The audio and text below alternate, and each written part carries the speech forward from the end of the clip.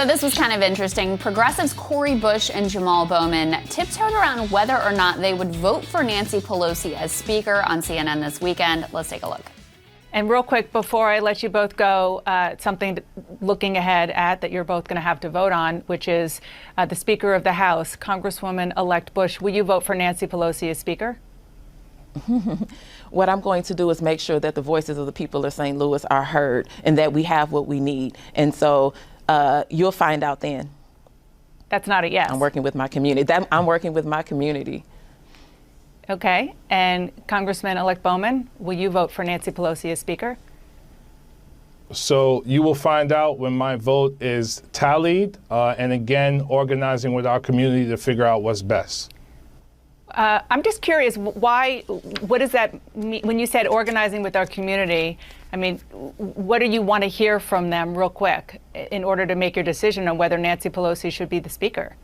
We got to bring H.R. 40 to the floor for a vote. We need reparations for the African-American community. We need a federal jobs guarantee. We need Medicare for all. Thank you. So what should we make of this moment, and what might it portend for the future of the Democratic Party? Democratic strategist and founding partner of Northern Star Strategies, Michael Starr Hopkins, and Senior Director of Policy at the Conservative Partnership Institute, and my fantastic co-host today, Rachel Bovard, are here to discuss. Great to have both of you guys. Thanks for having us. Great to be here. So, Michael, what did you make of that moment? It seems like an unnecessary division within the party. Nancy Pelosi's been a fantastic speaker and a great leader of the Democratic Party. And so to, fail to really show some support for her, it doesn't really make any sense to me.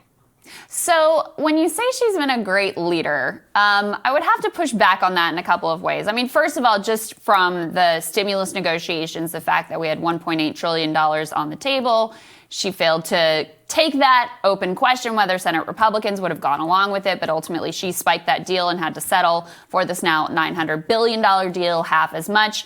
Also in terms of, look, this election did not go well for House Democrats whatsoever.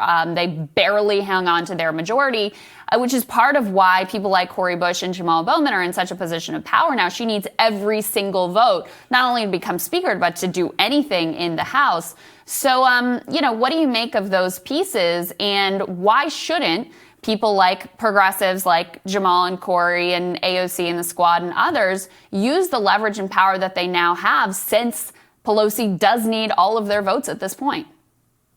Nancy Pelosi's done a fantastic job engaging with bad faith actors. I mean, trying to pass legislation and get things done when you have Mitch McConnell and people like Steve Scalise undermining the democratic process at every opportunity. I mean, she should be applauded for what she's gotten done, not, undermined by members who I think agree with her in the long run, but just disagree on the way to get there. Rachel, what do you think? Well, I think the chuckle that Cori Bush gave when asked the question says it all, which is that they have a tremendous amount of leverage here. Look, this is the narrowest House majority in over a century. Nancy Pelosi needs every single one of these votes. She can only lose 4 or 5 votes. And so whether or not they vote for her, if they choose to, they can extract commitments on all kinds of things because, between the two of them, they have more leverage than Pelosi does. Now, Nancy Pelosi's a smart lady, and she's been doing this for a long time. So they got to make sure that the corners of the deal are tightened up for whatever they agree to. But they are in a position of leverage, and I think you can see that for how they're going forward. So I think it's smart not to commit to a vote until you know what you can get for it. Yeah. And Rachel, what lessons do you think that progressives could take from the Freedom Caucus and the way that they operated and drove GOP leadership crazy? The biggest lesson from the Freedom Caucus is that size matters. Right? The Freedom Caucus is influential because they're a voting bloc. They hang together and they act together. And that's, I think, going to be the challenge for progressives. If they can negotiate themselves as a unified group, as a number of votes, not just 1 or 2, but several, in this type of tight majority, they can have outsized influence. And I think that's going to be the challenge for this Democrat majority, is going to be, how they deal with the progressives. And if the progressives can come to the table in a strong negotiating position, but again, that only depends on how big of a group they have, because it's different than the Senate, where one person can have outside influence. In the House, you need a group. Yeah. Michael, what do you make of that?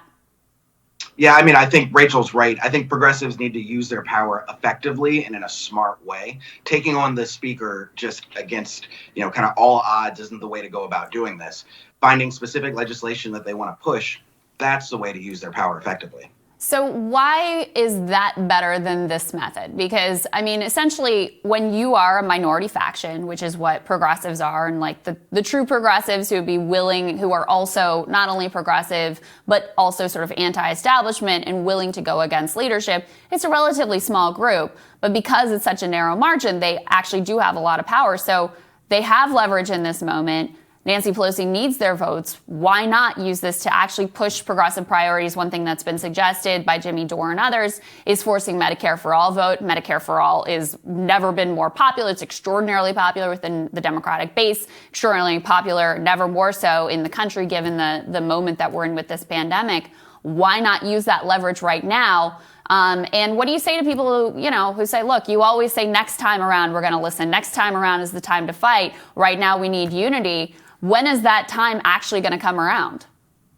Look, when you come for the queen, you better not miss. This is a speaker who managed to get health care passed, who put impeachment up, even though it wasn't something popular, who went for a bigger stimulus bill, but thanks to the president and his lackeys undermining it at every attempt, it wasn't able to get through.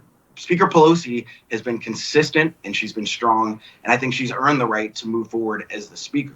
We need to have conversations about what the future of the party looks like, but we can do that without undermining Nancy Pelosi. All right, guys, stick with us. We're going to have more from Team Rising right after this.